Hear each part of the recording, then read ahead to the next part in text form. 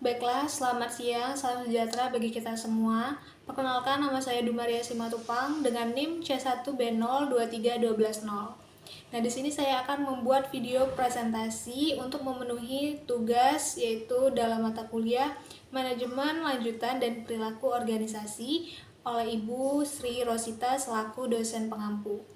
Nah, topik yang saya ambil yaitu keberagaman budaya di perusahaan multinasional. Materi pertama yaitu pengertian keberagaman budaya. Keberagaman budaya berarti adanya perbedaan nilai, norma, bahasa, adat, dan gaya komunikasi di antara karyawan. Dalam perusahaan multinasional ini, keberagaman ini muncul karena perusahaan beroperasi di berbagai negara dengan karyawan dari latar belakang yang berbeda-beda. Nah, secara umumnya, keberagaman budaya itu mencerminkan kekayaan identitas suatu negara dan menjadi sumber kekuatan sosial apabila dikelola dengan baik.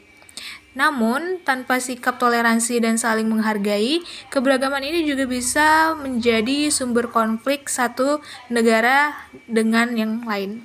Contohnya saja karyawan di cabang Jepang dan cabang Brazil yang tentunya punya budaya kerja yang berbeda-beda. Nah, selanjutnya manfaat keberagaman budaya di perusahaan multinasional. Yang pertama itu untuk meningkatkan kreativitas dan inovasi, di mana keberagaman budaya menghadirkan berbagai sudut pandang, pengalaman, serta cara berpikir. Nah, hal ini yang menjadi munculnya ide-ide baru, yang mendorong ide-ide baru itu timbul, dan solusi kreatif dalam menyelesaikan suatu masalah dalam bisnis di suatu perusahaan itu.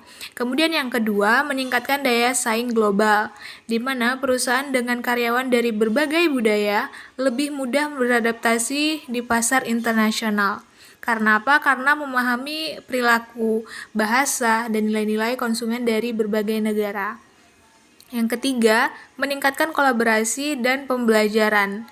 Nah, dengan keberagaman, mendorong karyawan untuk belajar dari satu sama lain, sehingga karyawan ini bisa menambah wawasan mereka, memahami perbedaan, dan membangun kerjasama lintas budaya.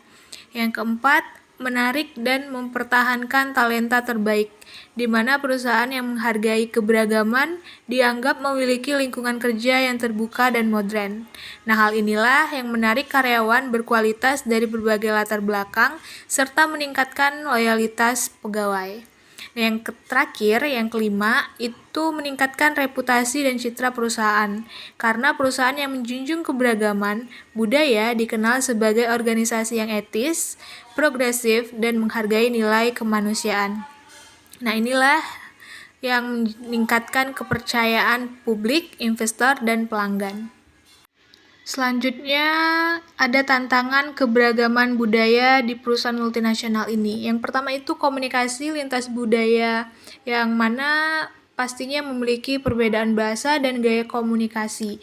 Nah, ini juga bisa menimbulkan salah paham antar karyawan satu dan karyawan lain ketika mereka kurang memahami bagaimana gaya dan bahasa dari asal karyawan tersebut.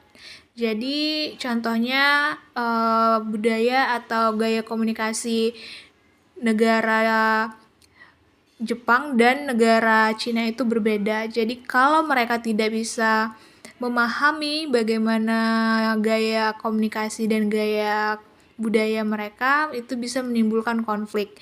Kemudian yang kedua, perbedaan nilai kerja. Misalnya budaya kerja tepat waktu di Jerman berbeda dengan fleksibilitas di beberapa negara Asia. Selanjutnya, diskriminasi dan stereotip. Jika ini tidak dikelola dengan baik, bisa menimbulkan konflik atau ketidaknyamanan dalam bekerja di suatu perusahaan. Kemudian yang terakhir, kesulitan integrasi tim, di mana kesulitannya itu untuk menyatukan visi dan gaya kerja dari berbagai budaya, karena membutuhkan waktu untuk bisa memahami bagaimana gaya bekerja budaya satu negara dan budaya satu negara lain. Nah, bagaimana strategi mengelola keberagaman budaya ini? Yang pertama itu dengan melakukan pelatihan lintas budaya, dengan memberikan pemahaman tentang perbedaan budaya antar karyawan supaya mereka memahami bagaimana cara mereka memposisikan diri mereka. Kedua, komunikasi terbuka dan inklusif untuk menghargai pendapat semua orang. Ketiga, kebijakan HR yang adil dan sensitif budaya, misalnya fleksibilitas hari libur keagamaan. Yang keempat, kepemimpinan yang berorientasi global, di mana pemimpin harus memahami dan menghargai keberagaman. Yang kelima, membangun budaya perusahaan yang universal, menekankan nilai bersama seperti integritas, kerjasama, dan inovasi. Nah, kesimpulan dari keberagaman budaya di perusahaan multinasional yaitu keberagaman budaya di perusahaan multinasional adalah kekuatan penting di era globalisasi saat ini. Nah, perbedaan budaya ini memberikan peluang untuk berinovasi, untuk memperluas wawasan global, dan untuk membangun citra perusahaan yang inklusif. Namun, perbedaan ini juga perlu dikelola dengan bijak agar tidak menimbulkan konflik satu sama lain. Dengan memberikan komunikasi terbuka, kepemimpinan yang memahami budaya, dan kebijakan yang adil serta keberagaman dapat menjadi aset besar yang mendorong kesuksesan perusahaan di tingkat dunia. Nah, itu tadi bagaimana materi mengenai perbedaan budaya di perusahaan multinasional. Kurang lebihnya saya mohon maaf dan semoga materi ini bisa bermanfaat bagi kita semua. Terima kasih.